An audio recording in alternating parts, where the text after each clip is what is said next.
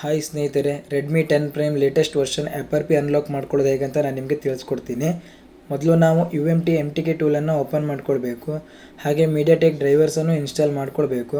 ನಾನಿವಾಗ ಟೂಲನ್ನು ಓಪನ್ ಮಾಡ್ಕೊಂಡಿದ್ದೀನಿ. ಹಾಗೆ ಡಿವೈಸ್ ಮ್ಯಾನೇಜರನ್ನು ಓಪನ್ ಮಾಡ್ಕೊಂಡಿದ್ದೀನಿ.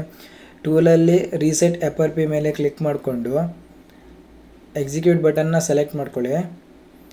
ನಂತರ ಇನ್ನೊಂದು ಪೇಜ್ ಓಪನ್ ಆಗುತ್ತೆ. ಹಾಗೆ ಮೊಬೈಲ್ನ ಸಿಸ್ಟಮ್ ಹೇಗೆ ಕನೆಕ್ಟ್ ಮಾಡಬೇಕಂತ ನಾನು ಸ್ಕ್ರೀನಲ್ಲಿ ವೀಡಿಯೋನ ಹಾಕಿದ್ದೇನೆ. ವಾಲ್ಯೂಮ್ ಅಪ್ ಬಟನ್ ಮತ್ತು ಡೌನ್ ಬಟನ್ನ ಪ್ರೆಸ್ ಮಾಡಿಕೊಂಡು USB ಕೇಬಲನ್ನು ಕನೆಕ್ಟ್ ಮಾಡ್ಕೊಳ್ಳಿ. ಮೊಬೈಲ್ ಸಿಸ್ಟಮಿಗೆ ಕನೆಕ್ಟ್ ಆಗಿದೆ. 2 ಮಿನಿಟಲ್ಲಿ FRP ರೀಸೆಟ್ ಆಗುತ್ತೆ. FRP ರೀಸೆಟ್ ಆಗಿದೆ.